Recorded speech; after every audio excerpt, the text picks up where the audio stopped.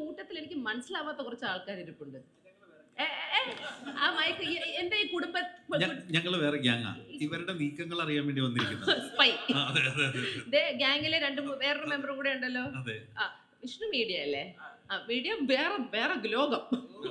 നമുക്ക് വൈശാഖിന്റെ അടുത്തേക്ക് പോവാം. നിങ്ങളും ഒരു ഗ്യാങ് അല്ലേ? അതെ അതെ. ഓക്കെ, ഇനി ഈ സിനിമയില് പൊളിറ്റിക്സ് എന്ന് നമ്മൾ പറഞ്ഞു ബാക്ക്ഗ്രൗണ്ട് ആണ്, കുടുംബമാണ് സെൻട്രൽ എന്ന് പറഞ്ഞു, കുടുംബത്തെ പരിചയപ്പെട്ടു. അഫ്കോഴ്സ് സി എം കഥാപാത്രത്തിലെത്തിയ ബാലചന്ദ്രൻ മേനോൻ സാറിന്റെ കുറെ നാൾക്ക് ശേഷമുള്ള ഒരു ചിത്രം കൂടിയാണ്. അപ്പൊ that is very exciting for all of us. പക്ഷെ ഇതില് വളരെ ഇൻട്രസ്റ്റിംഗ് ആയ ഒരു സംഭവം എന്ന് പറഞ്ഞാൽ ഈ കോർപ്പറേറ്റ്സ് ആണോ ഈ പൊളിറ്റിക്കൽ ഒരു ഇമേജ് ഡിസൈഡ് ചെയ്യുന്നത്, പൊളിറ്റിക്സ് ഡിസൈഡ് ചെയ്യുന്നത്, അതിന് പിന്നിൽ പ്രവർത്തിക്കുന്നത് എന്ന ചോദ്യങ്ങളൊക്കെ ഞങ്ങളുടെ മനസ്സിലൊക്കെ ഉണ്ട്. അപ്പൊ നിങ്ങൾ ആ കഥാപാത്രങ്ങളായിട്ടാണല്ലോ വരുന്നത്? എടാ എന്തായിട്ടാണ് വരുന്നത്? വാട്ട് ഈസ് യുവർ പ്രതിച്ഛായ? ഞാൻ ആക്ച്വലി അവിടെ പച്ചക്കറി വിൽക്കാൻ എന്നിട്ട് അപ്പൊ ഇവര് വീട്ടില് ബൾക്കായിട്ട് എടുക്കുവാണ്. പിന്നെ എന്നിട്ട് കച്ചവടം എവിടെ വരെ എത്തി? കച്ചവടം കുഴപ്പമില്ല, പൊടി പിടിച്ചോണ്ടിരിക്കുന്നു. അപ്പൊ അങ്ങനെ വിഷാംശമുള്ള ഭക്ഷണം കൊടുത്തതിന് ശേഷം ഈ വീട്ടിലൊരാളെ ഞങ്ങൾ അപായപ്പെടുത്താൻ ശ്രമിക്കുന്നതൊക്കെയാണ് കഥയുടെ ഒരു ഇതിവൃത്തം. അതാണ് അതിന്റെ ഒരു മെയിൻ സാധനം. അപ്പൊ നിങ്ങൾ മനഃപൂർവ്വം അപായപ്പെടുത്താൻ വേണ്ടി വിഷാംശമുള്ള ഭക്ഷണം കൊടുത്തു? ഭക്ഷണം കൊടുക്കാനൊക്കെ ശ്രമിക്കുന്നുണ്ട്. അതാണ് പച്ചക്കറി കച്ചവടക്കാരനാണ് ഞാൻ. അതെ അതെ അത് മനസ്സിലായി. കോർപ്പറേറ്റ് രീതിയിൽ പച്ചക്കറി വെക്കുന്ന ഒരു കച്ചവടക്കാരൻ. അപ്പൊ വൈശാഖ, ഇതൊക്കെ സത്യമാണോ? ഇയാള് പറയുന്ന എല്ലാം അതേ പറയുന്നതാണോ സിനിമയില്? പുള്ളിക്ക് വേറെ പ്ലാനുകളുണ്ട്, പുള്ളി വേറെ റൂട്ടിൽ നിന്ന് വരുന്നതാണ്, വേറെ കുറച്ച് സാധനങ്ങളൊക്കെ ആയിട്ട്. ഓക്കേ, അപ്പൊ നിങ്ങൾ ചീത്ത ആന്റാഗണിസ്റ്റ് ആണോ? അല്ല വില്ലന്മാരാണോ? അല്ല അല്ല. പിന്നെ എന്താണ് നിങ്ങൾ? ഞങ്ങള് സാമൂഹിക സേവകരാണ് ഈ സിനിമയില്. അത് ഞങ്ങൾക്ക് കുറെ പേരുണ്ട്. അത് ഞങ്ങൾ അങ്ങനെ സേവനത്തിന് വേണ്ടി പല ശ്രമങ്ങളും നടത്തും.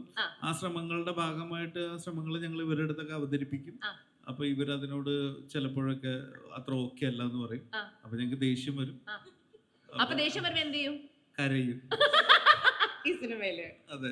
എന്നിട്ട് അങ്ങനെ പോകുന്നത് കഥ മുഴുവൻ ഞാൻ മിക്കവാറും ഇപ്പൊ തന്നെ പുറത്തേക്ക് ഇല്ല. പക്ഷെ ഇതില് one thing very interesting about Nivin's character, ഒരു ടെക്നോക്രാറ്റ് ആണ്. സോ ടെക്നോക്രാറ്റ് എന്ന് പറഞ്ഞാൽ നമ്മൾ എല്ലാം ഫാക്ട്സ്, ഡേറ്റ, സത്യം. പോളിറ്റിക്സ് എന്ന് പറഞ്ഞാൽ അതൊന്നും ബന്ധമില്ലാത്തൊരു സംഭവമാണ്. കൂടുതൽ ഇമോഷൻസ് ആണ്, റിലിജൻ, കാസ്റ്റ്, ക്രീഡ്, ഇതൊക്കെ ബന്ധമുള്ളൊരു സംഭവമാണ്. അപ്പൊ how does John manage both? ഇതിലൊരു കൺഫ്യൂഷൻ ഉണ്ടോ ഈ ക്യാരക്ടറും ഇതും ബാലൻസ് ചെയ്യാൻ? ബിക്കോസ് അച്ഛൻ്റെ ഒരു പ്രശ്നമാണല്ലോ ഇതിൻ്റെ ഒരു സെൻട്രൽ.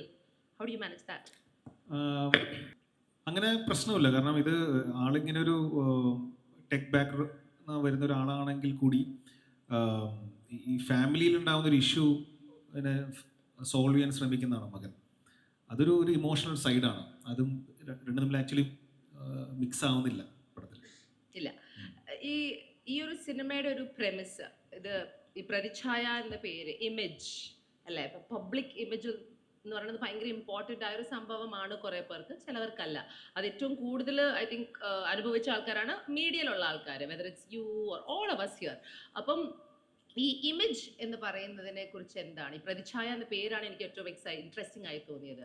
അപ്പം അതിനെ എങ്ങനെ കാണുന്നു? എന്താണ് ഈ പ്രതിച്ഛായ എന്ന ഒരു വേർഡിന് കൊടുക്കുന്ന ഒരു മീനിങ് ഇൻ യുവർ ലൈഫ്? അല്ല, നമുക്ക് എല്ലാവർക്കും ഒരു ഇമേജ് ഉണ്ടല്ലോ. ഒരു സിനിമയിൽ വരുന്നു, സിനിമയിൽ വന്ന് നമ്മളെല്ലാവരും അഭിനയിച്ചു കഴിയുമ്പോൾ നമുക്ക് എല്ലാവർക്കും ഓരോ ഇമേജ് പ്രേക്ഷകർ തരാണ്. പക്ഷെ അത് പല കാരണങ്ങളാൽ പോകാം അല്ലേ? ചിലപ്പം 10-20 വർഷം കൊണ്ട് ഉണ്ടാക്കിയെടുത്ത ഒരു ഇമേജ് ഒറ്റ ദിവസം കൊണ്ട് നമുക്ക് നഷ്ടപ്പെടാം. അങ്ങനെ ഒരുപാട് ഇൻസിഡൻസ് നമ്മൾ കാണുന്നുണ്ട്, ഒരുപാട് അലിഗേഷൻസ് കാണുന്നുണ്ട്. അത് ശരിയായിട്ടുള്ള അലിഗേഷൻസ് ഉണ്ട്, ഫേക്ക് ആയിട്ടുള്ള അലിഗേഷൻസ് ഉണ്ട്. ഇത് ഫേസ് ചെയ്യേണ്ടി വരുന്നൊരു സിറ്റുവേഷൻ ഉണ്ട്. അപ്പം ഫേസ് ചെയ്യേണ്ടി വരുമ്പോൾ ആ വ്യക്തി മാത്രമല്ല അത് ഫേസ് ചെയ്യുന്നത്, അവൻ്റെ പിന്നിലൊരു ഫാമിലി ഉണ്ട്, ഒരു അമ്മയുണ്ട്, വൈഫുണ്ട്, മക്കളുണ്ട്. ഇവരെല്ലാവരും ഇത് എഫക്റ്റഡ് ആവുന്നുണ്ട്. അതിനെക്കുറിച്ചാണ് ഈ സിനിമ പറയുന്നത്. എല്ലാ രാഷ്ട്രീയക്കാർക്കും ഒരു ഫാമിലി ഉണ്ട്.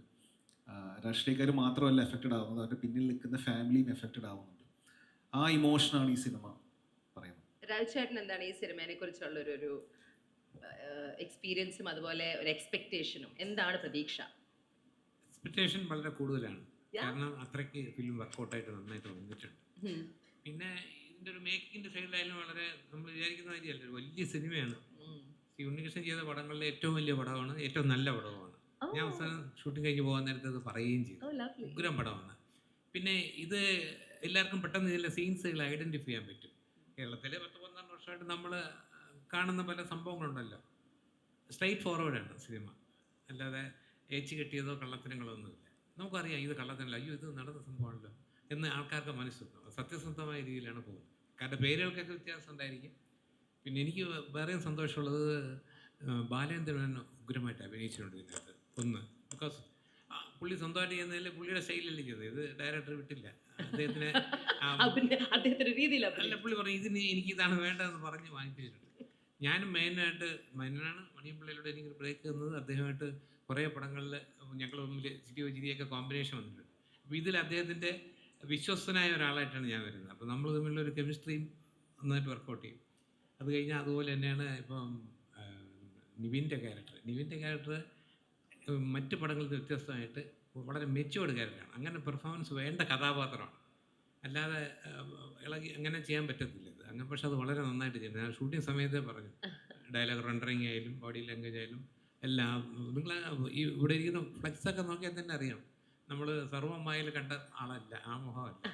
ഇത് വേറെ ഡിഫറെൻറ്റ് പെർഫോമൻസ്. ഇത് വലിയ ആക്ടർ എന്നുള്ള രീതിയിലൊരു മൈൽ സ്റ്റോണാണ്, മൈലേജുമാണ് ഈ പടം. നന്നായിട്ട് വരുന്നത്. എൻ്റെ പേര് രാമകൃഷ്ണൻ എന്നാണ്. ഞാൻ വിശ്വസ്തനായിട്ട് കൂടെ നിൽക്കുന്ന ആളാണ് മുഖ്യമന്ത്രിയുടെ കൂടെ. പിന്നെ അതിന് ശേഷം വരുന്ന സംഭവങ്ങൾക്കും ഇതിനകത്ത് സത്യസന്ധനായിട്ട് തുറവോട്ട് നിൽക്കുന്ന ഒരു കഥാപാത്രമാണ്. അപ്പോൾ ഏതാണ്ട് 50 ദിവസത്തോളം വർക്ക് ചെയ്തിട്ടുണ്ട്. ഞാനും അതെ, അശോകനും. അപ്പോൾ ഞങ്ങൾക്കൊക്കെ വലിയൊരു സന്തോഷമാണ്, അഭിമാനമായിരുന്നു ഈ ഒരു വേഷം ചെയ്യാൻ കിട്ടിയത്. എനിക്ക് ഞാൻ പറയുന്നത് ഒരു വലിയ ഭാഗ്യം. ഞാൻ വിചാരിച്ചു എന്താണ് ഇങ്ങനെ സംഭവം, പക്ഷേ വളരെ കംഫർട്ടബിളായിരുന്നു. അഭിനയിക്കുമ്പോൾ തന്നെ പുള്ളിയൊന്നും പറയും ഇതല്ല ഞാൻ ഉദ്ദേശിച്ചത്, രാജേട്ടൻ ഉദ്ദേശിച്ചത് അങ്ങനെയാണ്, അങ്ങനെയല്ല, ഇതിങ്ങനെ. ഫുൾ സ്ക്രിപ്റ്റും എനിക്ക് തന്നിട്ടില്ല. എൻ്റെ സ്വഭാവമാണ് സൈക്കിൾ എടുക്കുന്നൊക്കെ വിചാരിച്ച് പറയുന്നില്ലായിരുന്നു. അതെ, വളരെ ഇൻട്രസ്റ്റിംഗ് ഒരു ടൈറ്റിൽ കൂടിയാണ്, എസ്പെഷ്യലി ഇങ്ങനത്തെ ഒരു സിനിമയ്ക്ക്. പിന്നെ എപ്പോഴും വർക്കൗട്ട് ആവുന്ന സംഭവമാണ് 2-3 റിലേഷൻ. ഒന്ന് അച്ഛനും മകനുമായിട്ടുള്ള റിലേഷൻ, പിന്നെ സുഹൃത്ത് ബന്ധത്തിൻ്റെ റിലേഷൻഷിപ്പ്. ആ റിലേഷൻഷിപ്സൊക്കെ ഇതിനകത്ത് ബ്യൂട്ടിഫുൾ ആയിട്ട് വന്നിട്ടുണ്ട്. അതുകൊണ്ട് തന്നെ ഇതൊരു, ഞാൻ പറയില്ല, ഇതിനകത്ത് ഇതൊരു മോഹൻലാൽ ഇല്ലെന്നേ ഉള്ളൂ, വലിയ സിനിമ. അശ്വൻ ചേട്ടൻ പറയൂ ഈ സിനിമേനെ കുറിച്ചുള്ള ചേട്ടൻ്റെ ഒരു ജേർണി. ഈ സിനിമയിൽ ആദ്യം എന്നെ വിളിക്കുന്നത് അരമോഹൻ ചേട്ടനാണ്. വിളിച്ചിട്ട് പറഞ്ഞ് ഇങ്ങനെ ഒരു സംഭവമുണ്ട് ഉണ്ണിയേട്ടൻ്റെ പടത്തിൽ. അവർക്ക് ഭയങ്കര സന്തോഷമായി. കാരണം ഞാൻ ഒരുപാട് ചിത്രങ്ങൾ ഉണ്ണിയേട്ടനെ കണ്ടിട്ടുണ്ട്. അപ്പം എന്നെ അതിലൊരു കുറച്ച് അധികം ദിവസം വേണ്ടി വരുമെന്ന് പറഞ്ഞപ്പോൾ ഞാൻ കരുതി നല്ല വേഷമാണല്ലോ എന്നുള്ളത്. വേഷമൊന്നും പറഞ്ഞില്ല. എന്നിട്ട് ഉണ്ണിയേട്ടനെ ഞാൻ വിളിച്ചു. ഉണ്ണിയേട്ടനെ പറഞ്ഞ് നമുക്ക് ഉദ്ദേശിച്ചിരിക്കാം. ഞാൻ ഓഫീസിൽ ചെന്നു. എന്നിട്ട് ക്യാരക്ടറെ കുറിച്ചൊന്നും പറഞ്ഞു, കഥ പറഞ്ഞില്ല. പേരെന്താ ക്യാരക്ടറിന്റെ? പുരുഷോത്തമൻ. അപ്പോൾ എന്നോട് ആ ക്യാരക്ടറിൻ്റെ ഒരു സ്വഭാവവും കാര്യങ്ങളും ഇങ്ങനെ കുറേ ഇൻസിഡൻസും കാര്യങ്ങളൊക്കെ പറഞ്ഞു കഴിഞ്ഞപ്പോൾ തന്നെ എനിക്ക് ഭയങ്കര ഇഷ്ടമായി. അപ്പോൾ എന്താ എൻ്റെ കഥയും കാര്യങ്ങളും ചേട്ടാ എന്ന് പറഞ്ഞപ്പോൾ പറയാം, അതൊക്കെ പറയാം എന്ന് പറഞ്ഞിട്ട് പിന്നെ പറഞ്ഞിട്ടില്ല. ഇതുവരെ അല്ല, പടം ഷൂട്ട് തീരുന്നവരെ കഥ പറഞ്ഞിട്ടില്ല. കാരണം അതാണ് എൻ്റെ ജീവിതത്തിലുണ്ടായ ഏറ്റവും വലിയ അനുഭവം. കാരണം ഞാൻ എൻ്റെ ജീവിതത്തിൽ ഒരുപാട് പൊളിറ്റീഷ്യൻ ചെയ്തിട്ടുണ്ട്. തമാശയായിട്ടുള്ള പൊളിറ്റീഷ്യൻ, വില്ലനായിട്ടുള്ള പൊളിറ്റീഷ്യനൊക്കെ വേറെ പടത്തിൽ ചെയ്തിട്ടുണ്ട്. പക്ഷെ ഇത്രയും നല്ല ഒരു ക്യാരക്ടർ എൻ്റെ 40 വർഷത്തെ സിനിമാ ജീവിതത്തിൽ 350 സിനിമ ആകാൻ പോകുന്നു. ഞാൻ ഇത്രയും നല്ലൊരു ക്യാരക്ടർ ചെയ്തിട്ടില്ല. ഡിഫറെൻ്റ് ആയിട്ടുള്ളൊരു ക്യാരക്ടർ ഞാൻ ഇന്നുവരെ ചെയ്തിട്ടില്ല. ഇത്രയും ഡിഫറെൻ്റ് ആയിട്ടുള്ള ഇതുപോലത്തെ ഒരു ക്യാരക്ടർ. കാരണം അത് ഭയങ്കരമായിട്ട് ശ്രദ്ധിച്ച് ചെയ്യേണ്ട ഒരു വേഷമാണ് എന്ന് ഉണ്ണിയേട്ടൻ എന്നോട് പറയുന്നു. അവിടെ തുടങ്ങി എൻ്റെ ഉറക്കം പോയി. ഞാൻ പിന്നെ അതിൻ്റെ പിറകിൽ സഞ്ചാരം. എന്നിട്ട് എന്നോട് ഞാൻ ഷൂട്ടിങ്ങിന് വരുമ്പോൾ ഞാൻ എന്ത് ചെയ്താലും എനിക്ക് ഒരു ഇൻസ്ട്രക്ഷൻ കിട്ടിയിട്ടേ ഞാൻ ചെയ്യാറുള്ളൂ. ആദ്യമേ സീൻ ചെയ്യുമ്പോൾ തന്നെ എല്ലാ ഈശ്വരന്മാരെ വിളിച്ചിട്ടാണ് ഫസ്റ്റ് സീനിൽ ഫസ്റ്റ് ഡയലോഗ് പറയുന്നത്. അത് പറഞ്ഞു കഴിഞ്ഞപ്പോൾ തന്നെ ചേട്ടൻ പറഞ്ഞത് ഓക്കെ. അപ്പോഴേക്ക് സംശയമാണ്, ഓക്കെ ആയോ? ഞാൻ എന്തെങ്കിലും മോണിറ്ററിൽ ചേട്ടൻ ഇരിക്കണവിടെ ചെന്നിട്ട് ചോദിക്കും, ചേട്ടാ ഓക്കെയാണ്? ഓക്കെ. ഓക്കെ ആയില്ലേ? ആ ഓക്കെ പറയണതിൽ എനിക്ക് സംശയം. വീണ്ടും ഓരോ ഷോട്ട് എടുക്കുമ്പോഴും ഞാൻ പോയിട്ട് മോണിറ്ററിനോട് പോയി ഇങ്ങനെ കാണും. അപ്പോൾ ഗ്യാങ്ങുണ്ട് എനിക്ക്, വിഷ്ണു അവരും എല്ലാം, ഷാജിയൊക്കെ ഉണ്ട് ഒരു ഗ്യാങ്. അവരോട് പോയി ചോദിക്കും എങ്ങനെയുണ്ട്? ഓക്കെ ഉണ്ട് ചേട്ടാ, ഓക്കെയാണ്. അപ്പോൾ അത് പിന്നെയും ഞാനിങ്ങനെ ഒരു ദിവസം ഇരിക്കുമ്പോൾ എൻ്റെ അടുത്ത് ഇവനും ചോദിച്ചു അച്ഛൻ എന്താ ഡള്ളായിട്ടിരിക്കണമെന്ന് വെച്ചു. ഇവൻ എൻ്റെ അടുത്തൊന്ന് ചോദിച്ചു, അച്ഛൻ ചേട്ടൻ എന്തെങ്കിലും ഭയങ്കര ഒരു പ്രശ്നമുണ്ടോ? ഞാൻ ഈ ക്യാരക്ടറിൽ സത്യമായിട്ട് എൻ്റെ ഫസ്റ്റ് ഡേ ഞാൻ അശോകൻ ചേട്ടൻ കാണുമ്പോൾ അശോകൻ ചേട്ടൻ ഈ പറഞ്ഞ പോലെ പിണങ്ങിയിരിക്കണം, എന്നോട് ഇഷ്ടമല്ലാതെ ഇരിക്കണം. ഞാനാണ് തൊട്ടിപ്പുറത്തിരിക്കുന്നത്. അപ്പോൾ എനിക്ക് ഭയങ്കര കൺഫ്യൂഷൻ ഉണ്ടായിരുന്നു. പക്ഷേ പിന്നീട് ട്രെയിലർ കണ്ടപ്പോഴാണ് അശോകൻ ചേട്ടൻ ചെയ്ത ആ ഒരു മെത്തേഡ് അല്ലെങ്കിൽ ആ ഒരു ഇതിൽ തന്നെയാണ് ഒട്ടും ബ്രേക്ക് ചെയ്തിട്ടില്ല. ഒട്ടും ബ്രേക്ക് ചെയ്തില്ല. ആ സീൻ മാത്രമാണ് ഞാനും അശോകൻ ചേട്ടനും മാത്രം ഒരുമിച്ച് ചെയ്തുള്ളൂ. അങ്ങനെ പിന്നീട് ഷോട്ട് എടുക്കാൻ നേരത്ത് ഓക്കെ ഓക്കെ എന്ന് പറഞ്ഞ് കുറേ ദിവസം ഇങ്ങനെ ഓക്കെ ഓക്കെ എന്ന് പറഞ്ഞപ്പോൾ എനിക്ക് സംശയമായി. ഞാൻ പുരുഷോത്തമനായോ? അല്ല, ഫസ്റ്റ് ടേക്ക് ഓക്കെ എന്ന് പറഞ്ഞ ചെറിയ കഥയുണ്ട് പഴയത്, അത് ഞാൻ പറയുന്നില്ല ഇപ്പോൾ ഇവിടെ. എന്തെടുത്താലും ഫസ്റ്റ് ടേക്ക് ഓക്കെ ഒരു ആർട്ടിസ്റ്റ്. അപ്പൊ അയാളിൽ നിന്ന് അതേ കിട്ടുള്ളൂ, ഇനി പറഞ്ഞിട്ട് കാര്യമില്ല. ആ കാറ്റഗറി പെട്ടോന്ന് ഞാൻ ചോദിച്ചു. അപ്പൊ ഇതല്ല ഇമ്പ്രൂവ്മെന്റ്. പിന്നത്തെ തുടങ്ങിയിട്ട് ഒരു സാധനം ചെയ്തൊരു ഇത്തിരി രസമായിട്ടൊരു സാധനം പറഞ്ഞ് അത് ചെയ്യാൻ പറഞ്ഞപ്പോൾ വെരി ഗുഡ് എന്ന് പറഞ്ഞു. അപ്പോഴാണ് എനിക്ക് സന്തോഷമായത്. പിന്നെ ഞാൻ പറഞ്ഞു ചേട്ടാ എന്തെങ്കിലും പറഞ്ഞു, ഇല്ല ഓക്കെ ഓക്കെ വെരി ഗുഡ് എന്നൊക്കെ പറഞ്ഞു. പിന്നെ അതിൻ്റെ അകത്ത് ഒരു സീൻ എടുത്തപ്പോൾ ആ സീനെ കുറിച്ച് പറഞ്ഞു. അത് ചെയ്ത് കഴിഞ്ഞതിന് ശേഷം വേറെ 2-3 ദിവസം കഴിഞ്ഞപ്പോൾ വേറൊരു സീൻ എടുത്തു. ആ സീൻ എടുത്തപ്പോൾ ഞാൻ പറഞ്ഞു ഇതിന് മുമ്പ് നമ്മൾ വേറൊരു സീൻ എടുത്തില്ലേ, ആ സീൻ ഇതിന് ശേഷം വരുന്ന സീനാണ്. അത് ഞാൻ പറഞ്ഞില്ല, പറയാതിരുന്നതാണ്. കാരണം അപ്പോൾ കിട്ടുന്ന ഒരു എക്സ്പ്രഷൻ എന്ന് പറഞ്ഞാൽ വേറെ ആയിരിക്കും. ഇത് ചെയ്ത് ഇങ്ങനെ ചെയ്താണ്. അങ്ങനെ ഓരോന്നിങ്ങനെ നോൺ ലീനിയർ ആയിട്ടൊക്കെ സീൻ എടുത്തു. അദ്ദേഹത്തിന്റെ സംഗീതം ഭയങ്കര പ്ലാൻഡ് ആയിട്ട് ഒരു എക്സിക്യൂഷൻ ആയിരുന്നു അല്ലേ? അതിന്റെ ഒരു വ്യത്യാസമൊക്കെ ശരിക്കും ചെയ്യാൻ പറ്റും നമുക്ക് ഇതിൻ്റെ അകത്ത്. എന്തായാലും ഒരു കാര്യം സത്യമാണ്, ഇതൊരു വലിയ സിനിമയാണെന്ന് മാത്രമല്ല, ഇതൊരു നല്ല സിനിമയായിരിക്കും 100% എനിക്ക് നല്ല ഉറപ്പുണ്ട്. അതെ, ഇവര് എടുത്ത് സംസാരിക്കുമ്പോൾ ഒരു സന്തോഷമുണ്ട് നിങ്ങൾക്കൊക്കെ ഒരു നല്ല സിനിമ ചെയ്തതിന്റെ. Vishnu, let me come to U.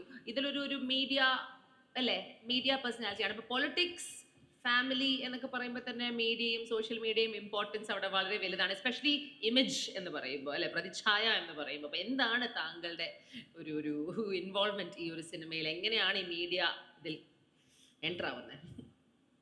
ഇതിൽ അരവിന്ദ് എന്നാണ് ക്യാരക്ടറിൻ്റെ പേര്. മീഡിയ പേഴ്സണാണ്. ഉറപ്പായിട്ടും പൊളിറ്റിക്കൽ കോണ്ടെക്സ്റ്റിൽ ഒരു കഥ പറയുമ്പോൾ ജേർണലിസ്റ്റ്, പോലീസ്, ഇങ്ങനെ സിസ്റ്റം എല്ലാം വേണ്ടി വരുമല്ലോ. അപ്പോൾ അതിൽ ആ ഭാഗമാണ് ഞാൻ പ്ലേ. ജേർണലിസ്റ്റും ഉണ്ടല്ലോ നമുക്ക്, ഇതേ ഇരിക്കുന്ന ജേർണലിസ്റ്റ്. അപ്പം അതാണ്. പിന്നെ നേരത്തെ ഷറഫ് പറഞ്ഞ പോലെ മറ്റേ വിഷം പച്ചക്കറി അത് മാർക്കറ്റ് ചെയ്യുന്ന അവൻ അപ്പോഴേ ആലോചിച്ച് വെച്ചവൻ. ഇതാണ് ഞാൻ. Very good, well said. അതാണ് ഇവിടെ നടക്കുന്നത്. പക്ഷെ വാട്ട് ഡു യു തിങ്ക്, അത് ഇപ്പൊ ഈ റോൾ പ്ലേ ചെയ്തല്ലോ ഇങ്ങനത്തെ ഒരു കോണ്ടെക്സ്റ്റില് ഈ കോർപ്പറേറ്റും മീഡിയയും ഒക്കെ വന്ന് ഇത് കുളമാക്കുകയല്ലേ സത്യം പറഞ്ഞ? എന്ത് തോന്നുന്നു ഫ്രം യുവർ എക്സ്പീരിയൻസ് ഓഫ് ഇങ്ങനത്തെ ഒരു സ്ക്രിപ്റ്റ് ചെയ്യുമ്പോൾ? എന്താണ് ഒരു കോർപ്പറേറ്റ് എന്നൊക്കെ പറഞ്ഞ് നമ്മൾ പറയുമ്പോഴും ഇതിലൊരു കാര്യം എന്ന് വെച്ച് കഴിഞ്ഞാൽ സ്ഥിരമായിട്ട് നമ്മൾ സിനിമയിൽ കാണുന്ന പോലെ ഒരു കോർപ്പറേറ്റ് ടീം വന്നിട്ട് അവരുടെ സ്ഥിരമായിട്ടുള്ള എന്തെങ്കിലും ഒരു പ്ലാൻ, അങ്ങനെയല്ല, കൃത്യമായി ക്യാരക്ടേഴ്സ് ഉണ്ട്, അവർക്ക് പ്ലാൻ ഉണ്ട്. അപ്പോൾ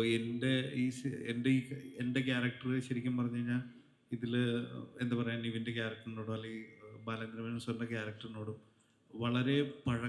വളരെ ഇതായിട്ടുള്ളൊരു റിലേഷൻ ഉള്ളതാണ്. അതല്ലാതെ ഞങ്ങളൊരു പ്രത്യേക ഒരു ബിസിനസ് സംരംഭമായിട്ട് അങ്ങനെയല്ല. അതാണ്. ഐ മീൻ എല്ലാവരുടെ ആക്ടുകൾക്ക് ഭയങ്കര സ്ട്രോങ് ആയിട്ടുള്ള റീസൺ ഉണ്ട്. ഐ മീൻ ഫൗണ്ടേഷൻ സൂപ്പർ ആണ്. ഐ തിങ്ക് അതിന്റെ ഒരു കോൺഫിഡൻസ് നിങ്ങൾ എല്ലാവരിലും ഉണ്ട്. ബിക്കോസ് അല്ലെങ്കിൽ അത് ഈ ബന്ധമില്ലാതായി പോകും അല്ലെ, റിലേഷൻ ഇല്ലാതായി പോകും. ആ റിലേഷന്റെ സെറ്റിലാണ് ഇതെല്ലാം നടക്കുന്നത്. അപ്പം ഈ മീഡിയ ഇതിലേക്ക് വരുമ്പം what happens, what is your input into this എന്ന് പറഞ്ഞാൽ ഈ കഥാപാത്രത്തിൽ എങ്ങനെയായിരുന്നു? അല്ല, ബേസിക്കലി എന്നോട് ഇതിപ്പം ഒരു ഗ്രേ ഷെയ്ഡാണോ ഡാർക്ക് ഷെയ്ഡാണോ വൈറ്റ് ആണോ ഒന്നും പറഞ്ഞല്ല. അയാളുടെ ജോലി ചെയ്യുന്നു, അയാൾ മാർക്കറ്റ് ചെയ്യുന്നു. ഇത് ഇവിടെ ഏറ്റവും കൂടുതൽ വിൽക്കപ്പെടുന്ന എന്താണോ അത് പുറത്തേക്ക് വിടാൻ നോക്കുന്ന ഒരാൾ. അയാളുടെ കൂടെയുള്ള ജേർണലിസ്റ്റ് ആണ്. So tell me about your character. എൻ്റെ ക്യാരക്ടറിന്റെ പേര് എലിസബത്ത് ജേക്കബ് എന്ന് പറയുന്ന വിഷ്ണു ചേട്ടൻ്റെ അതേ ടീമിലുള്ള ഒരു ജേർണലിസ്റ്റ് ആണ്. ഇതേപോലെ മാർക്കറ്റ് ചെയ്യാൻ ഹെൽപ്പ് ചെയ്യുന്ന ജേർണലിസ്റ്റ് ആണ്. ഈ പറഞ്ഞ നിസാർ എന്നോടും ഒന്നും പറഞ്ഞില്ലായിരുന്നു. അപ്പൊ ഞാൻ വിചാരിച്ചു സെറ്റിൽ വന്നപ്പോ എനിക്ക് മാത്രമേ അറിയാത്തേ ഉള്ളൂ, പിന്നെ ആർക്കും അറിയില്ല എന്ന് മനസ്സിലായി. അപ്പം ഓരോ ഇത് ചെയ്യുമ്പോൾ എനിക്കും ഒരു ഐഡിയ ഇല്ലായിരുന്നു. നിങ്ങൾ ഈ സിനിമ കാണണം. അതെ അതെ, ഫുള്ള് കണ്ടാലാണ് എന്താണെന്ന് അറിയാം. അതെ, ഫുള്ള് കണ്ട് ഓരോന്നും ചെയ്യുമ്പോഴാണ് എന്താന്നുള്ളത് ഒരു ഐഡിയ കിട്ടിക്കൊണ്ടിരുന്നത്. പിന്നെ ഒരുപാട് സന്തോഷം. ഫസ്റ്റ് ടൈം ആണ് ഞാൻ ഇത്രയും വലിയൊരു കാസ്റ്റും ക്രൂ ഉള്ള. ഏറ്റവും എക്സൈറ്റിംഗ് ആയിട്ടുള്ള കാര്യം എന്തായിരുന്നു? ഇത്രയും വലിയ ഒരു ടീം, അതായിരുന്നു ഏറ്റവും എക്സൈറ്റഡ് ആയിട്ടുള്ള കാര്യം. ഉണ്ണിസാറിനെ പോലെ ഡയറക്ടർ, ഇത്രയും വലിയ ആർട്ടിസ്റ്റുകൾ, ഇത്രയും നല്ല ക്രൂ എല്ലാം, അതന്നെയായിരുന്നു ഏറ്റവും എക്സൈറ്റിംഗ് ആയിട്ടുള്ള കാര്യം.